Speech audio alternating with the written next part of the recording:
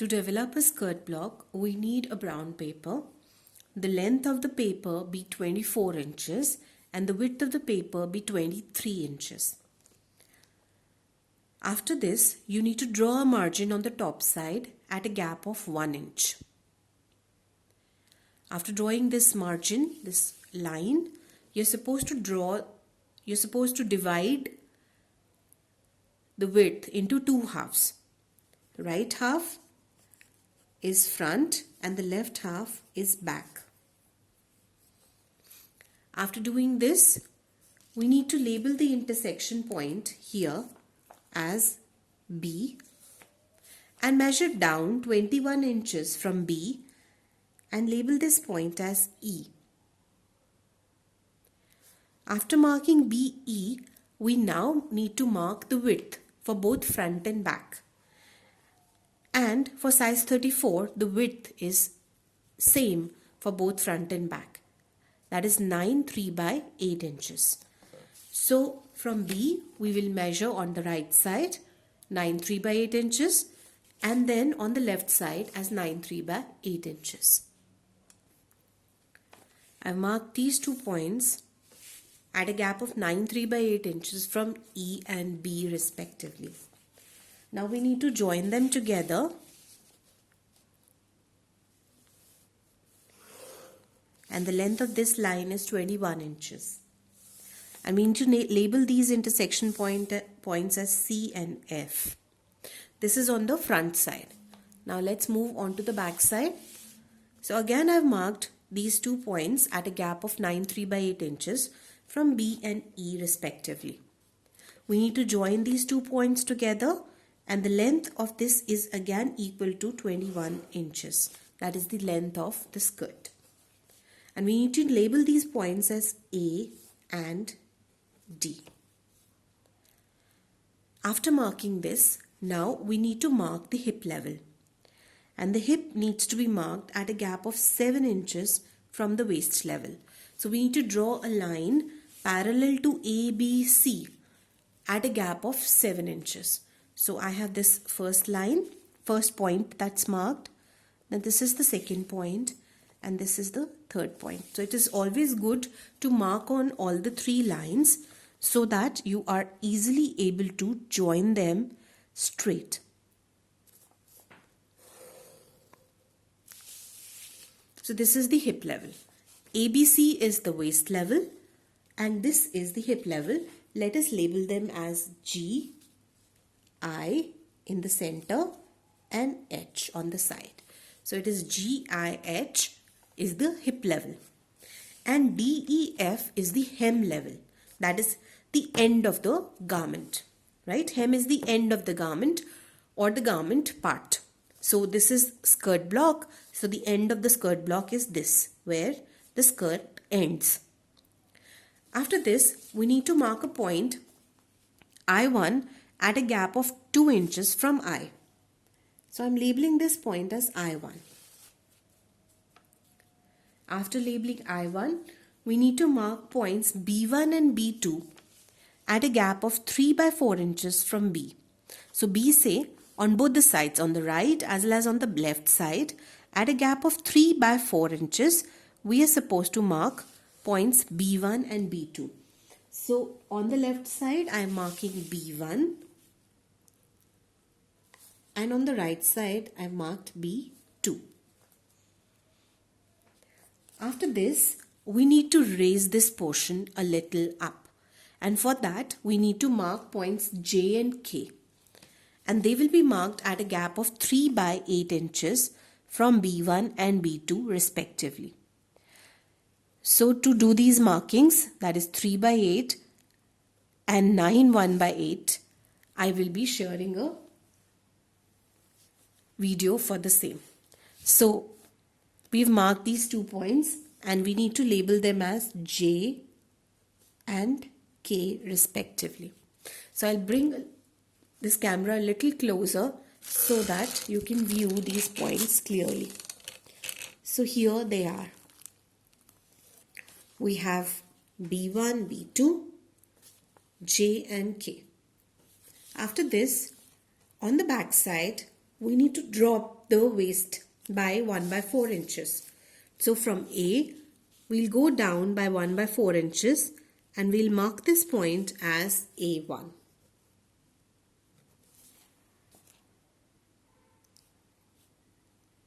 But there is no change that is going to happen onto the front waistline. Now we need to join C to J and A1 to K with the help of a smooth curve. So I'll just merge in the curve at C and then go smoothly till J. In the same manner, start from K and try to merge in at A1. Now what you need to check here at A1 is that you need to draw a perpendicular at A1 so that your curve doesn't go below A1. Okay, your curve should end at A1. It should merge with this perpendicular, but it should not go below or finish above this. I'll make it a little darker now. So you can take help of a French curve to do this, or you can do it freehand like what I am doing. After this, we need to join K to I1 and J to I1 with the help of a curve. So from K to I1, it is an outward curve. And now I'm turning the sheet and I'm going from I1 to J. So this is how we need to draw the waistline curve for back and hip and for front and hip. After this, we need to measure A1 to K and C to J. So we need to do a little bit of calculation here. Okay, so on the right side we have front and on the back side, left side we have back. So we need to measure, as I said, C to J for front and A1 to K for back. So the formula here for marking the darts is that you measure the whole take the whole measurement and you subtract from CJ, the complete measurement, you need to subtract front waistline measurement.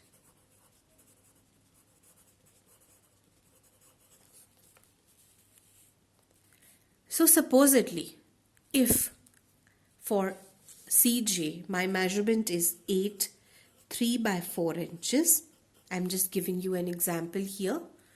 So I need to subtract front waistline measurement from 3 by 4. Front measurement for waistline is 3 by 4 inches. So when I subtract this from CJ, I get 2 inches.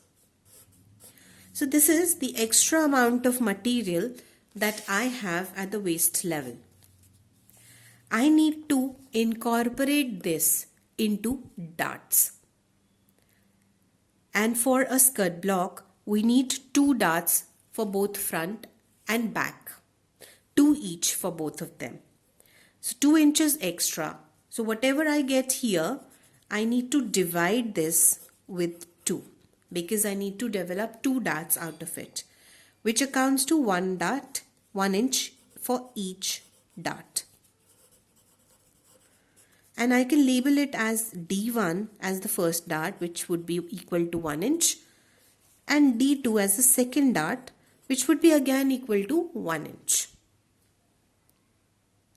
So let us do these markings here first, and then we'll do the calculation for the back. So firstly, I need to mark CL. So I'll just write down here. CL is equal to center front to princess line. And the measurement for size 34 is 3 by 4 inches. So now I'll mark a point L at a gap of 3 by 4 inches from C. This is L. After marking L, now we need to mark the dart intake for the first dart, that is D1. So we did calculate it here, it is 1 inch. So from L, I'll mark the dart intake as L1 at a gap of 1 inch. It is only in my case. So L1 is the dart intake for the first dart. It can be any measurement in your case. Now take the center of L1, take the midpoint of this and mark it as L2. After this, we need to mark the second dart position. So the gap in between the darts as a standard that is followed is 1.5 inches. This is the gap in between the darts, dart 1 and dart 2. So I will now mark a point M at a gap of 1.5 inches from L1. Now I need to mark the dart intake for the second dart. So now I need to mark D2 and label it as M1. After marking M1, take the center and mark it as M2. So I've marked both the darts for the front. So when I form these two darts, the waistline will come perfect and well fitted for the wearer. If we don't do it in this manner, we would have extra amount of material that would be left with us, that is 2 inches. So one would not feel comfortable wearing a garment that is this very loose at the waist level. So a dart is very important to be placed here. Now what should be the length of the dart for front? For front, the length of the dart is 3.5 inches. So I need to draw a line at a gap of 3.5 inches from the waist level. So from B and C, at a gap of 3.5 inches, I need to draw a guideline from B and C. I do not have to go to the curve. So here, this is a straight guideline that I get parallel to B and C. Now take the center points M2 and draw it till here, and L2 draw it till the guideline. Now join M1 and M2 to this point for the dart, and L1 and L2 also for the second dart. We can label these darts as D1 and D2 too, because we did measure them here. Now let's move to the back part. So like we did the measurement, we did take the measurement for CJ. In the same manner, for back we need to take the measurement for A1K. After you take this measurement, you need to subtract back waistline measurement from A1K. So if supposedly the A1K measurement is 2.5 inches for me, I am writing if. So it is conditional, it can vary. Now I need to take the back waistline measurement. Sorry, I wrote it wrong. If supposedly A1K measurement for me is 8.5 inches, so I need to subtract the back waistline measurement from this, which is 6 inches. So I will be left with 2.5 inches here. This is extra at the waist level. We need to divide this into two parts as we did for front, because we need to develop two darts here. So we'll get 1/4 inches as the dart intake for each dart. This will be equal to D3 and D4. So we will be developing these two darts here on the back block. So for that, we will first mark the first position here, that will be A1N, and this will be equal to center back to princess line measurement, which is 2 5 by 8 inches for a size 34. So from A1, we'll measure 2 5 by 8 inches and we'll mark a point N over there. Now again, in the same manner as we did for the front part, we will be marking the dart intake for the back. But here the dart intake is different. So N1 is equal to 1 by 4 inches. So we need to mark 1 by 4 inches here as the dart intake of the third dart, that is D3. So I'm now going to take the center of N1 and label it as N2. Now we need to mark another dart, and the gap in between the two darts is, as a standard, 1.5 inches. So from N1 we need to mark 1.5 inches, and wherever it falls we need to label this point as O. From O we'll mark the dart intake for the next dart at a gap of 1 by 4 inches, and we label it as O1. Take the center of O1 and label it as O2. Now after marking these points for the dart intake and for the darts, now we need to mark a guideline. We need to draw a guideline at a gap of 5.5 inches from the waist level. So from AB line, we are going to draw parallel lines at a gap of 5.5 inches. These are guidelines for us for drawing the dart, because the dart length is 5.5 inches for back. Now from center, that is N2, we'll draw a straight line till this point and join it together for the third dart, that is D3. From O2 again, we'll mark the center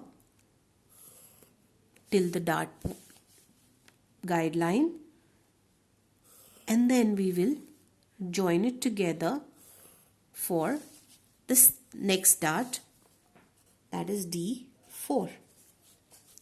So the skirt block is complete now, and finally we are now supposed to do the labeling. So as this is the front part on the right side, so we need to label this as center front, and we need to also draw a grain line that needs to be parallel to the center front. On the left side, this is the back part of the skirt block. So here again, center back needs to be written, and we need to draw a grain line that is parallel to the center back. Now let me move on to the front part and complete the labeling. So this needs to be labeled as skirt block. Front I've already written, size 34, and we need to write down cut 1, because we need to cut just one part of this. Why? Because this will be cut on fold. So when we cut the fabric, we need to keep the center line folded on the fabric. Same manner, I need to take down the steps here. Skirt block, back. This is again size 34. Here again I need to cut one part and draw grain line that is on fold. Right? Thank you.